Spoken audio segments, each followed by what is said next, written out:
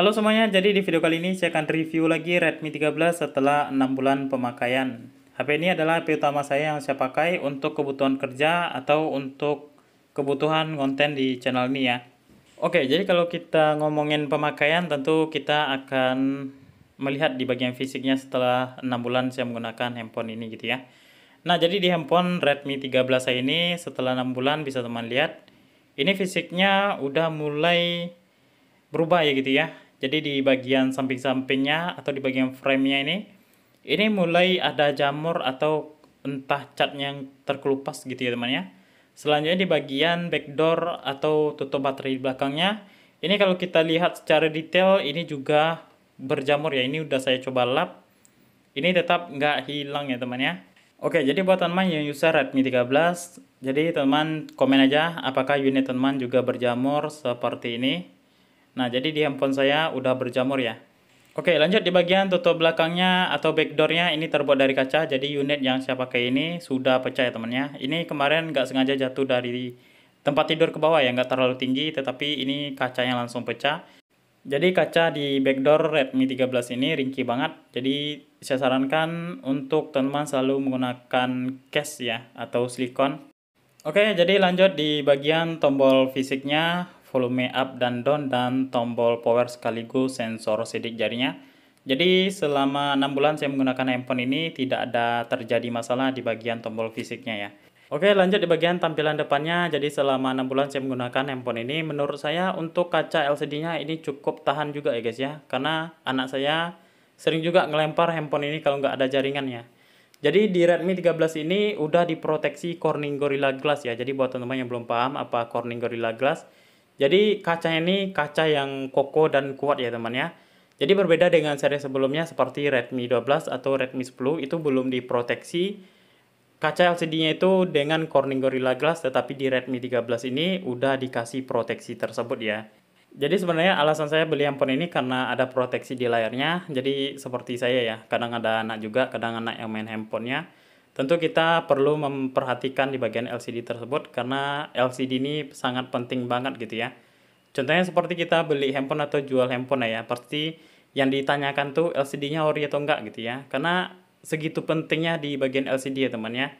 Jadi kalau LCD udah diganti, itu nggak bakal enak lagi ya, baik dari respons sentuh atau kepekaan sentuhnya, atau dari tampilannya itu nggak sebaik LCD bawaan atau originalnya ya.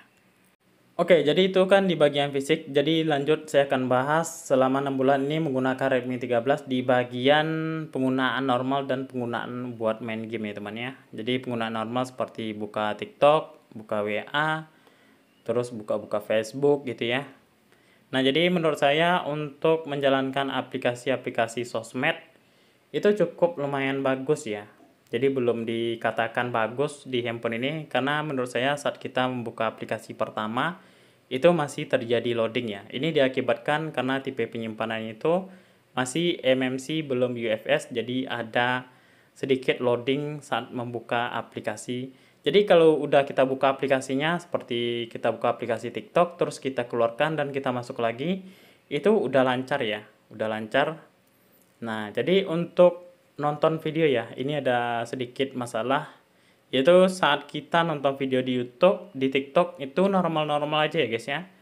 Jadi masalahnya ketika kita nonton video di reel IG ya, atau di reel Instagram, nah jadi menurut saya itu sedikit terjadi patah-patah ya. Nah, mungkin ini diakibatkan oleh file video ya, dimana di IG tersebut mungkin file videonya masih berukuran besar atau mungkin nggak dikompres oleh aplikasi tersebut, makanya saat kita nonton video di Instagram itu resolusinya masih besar ya. Jadi pas diputar oleh si Redmi 13 ini terjadi nyendat-nyendat lah ya guys ya. Karena di bagian prosesornya ini kan nggak terlalu bagus untuk merendering video yang beresolusi tinggi seperti 4K 60 fps atau 1080 60 fps ya, masih kewalahan gitu ya chipsetnya. Ya menurut saya untuk kita nonton ya lumayan lah ya guys ya, lumayan bagus lah di handphone ini. Oke, jadi selanjutnya untuk bagian pengetikan menurut saya udah bagus banget di Redmi 13 ini. Jadi untuk responsif dan kepekaan sentuhnya Ini mantap banget gitu ya. Jadi saat kita ngetik ini tidak terjadi nge-freeze atau layarnya nggak bisa disentuh ya.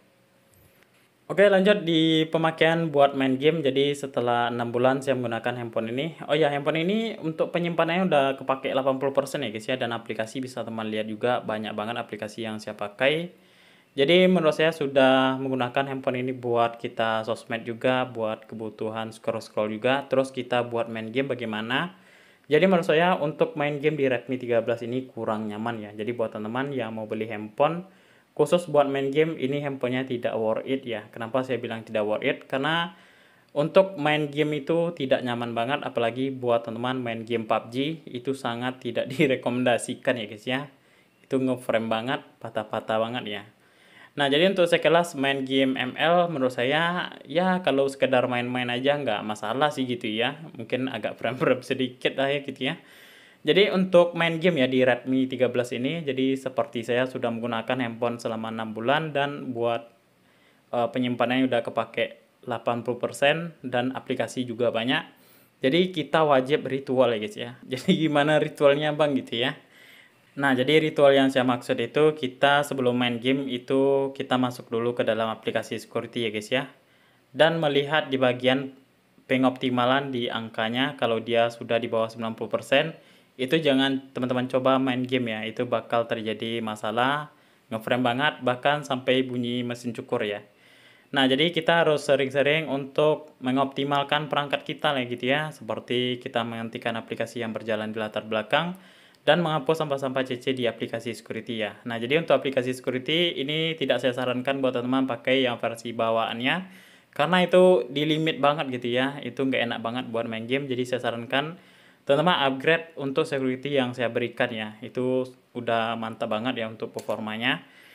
Oke, jadi ngomongin performa ya guys ya. Kemarin ada juga yang tanya ya, Bang, gue udah pakai security dari lu, main Genshin ngeprem ya.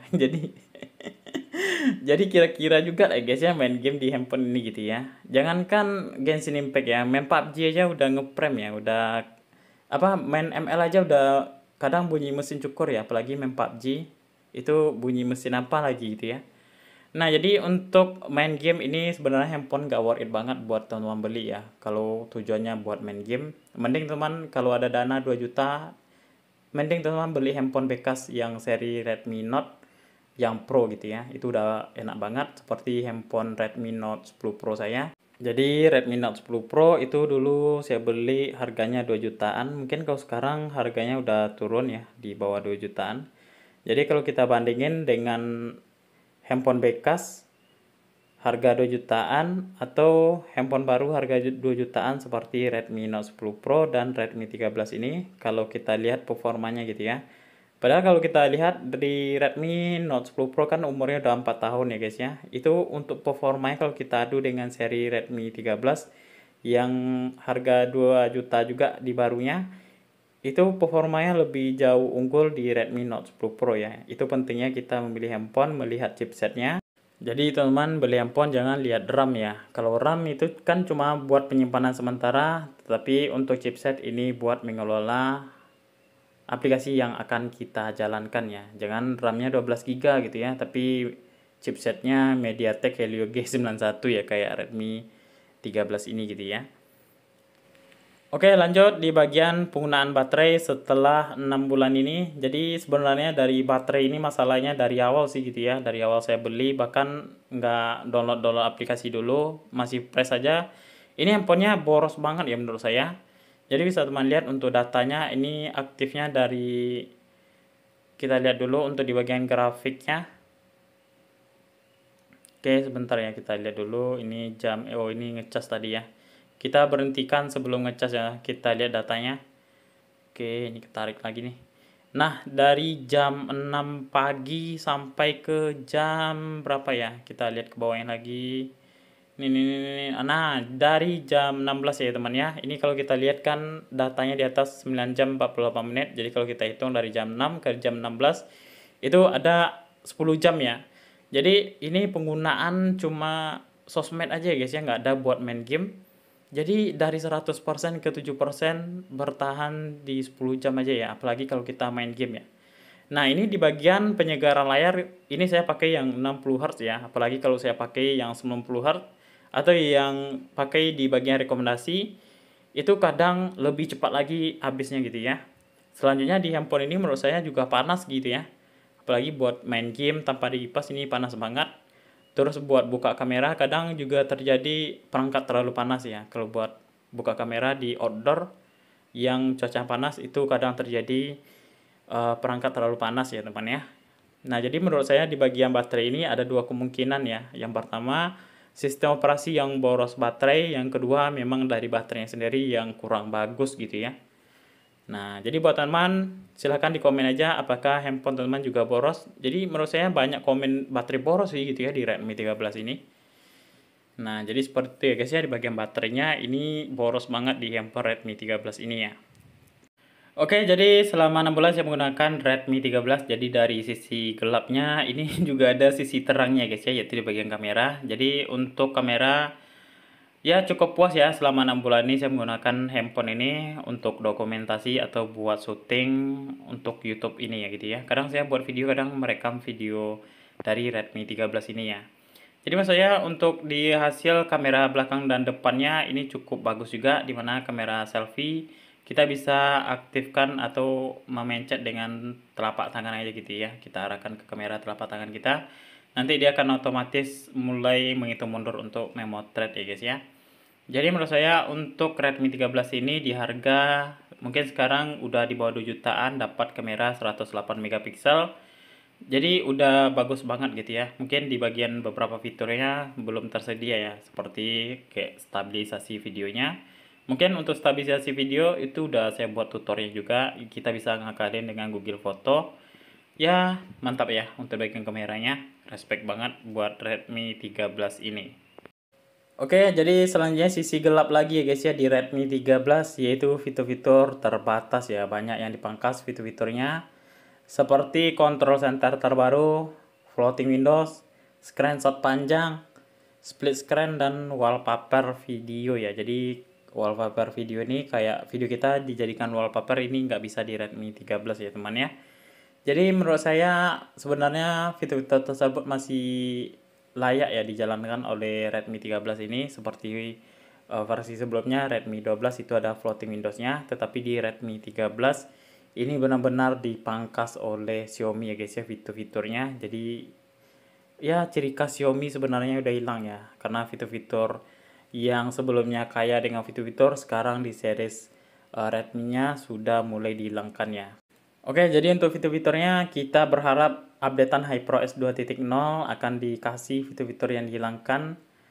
Nah, mungkin untuk update-nya ini akan update di bulan Februari, pertengahan Februari ya teman ya, untuk Redmi 13. Jadi teman bersabar aja.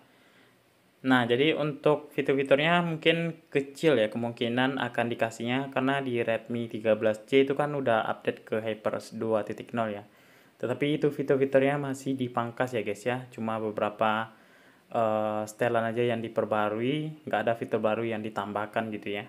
Oke, jadi terakhir ini sisi galap juga, yaitu di bagian cas baterai ya teman ya. Nah, ini menurut saya untuk cas baterai 33 watt mungkin tidak secepat 33 watt di Redmi Note 10 Pro saya ya. Ini udah saya bandingin untuk ngecasnya.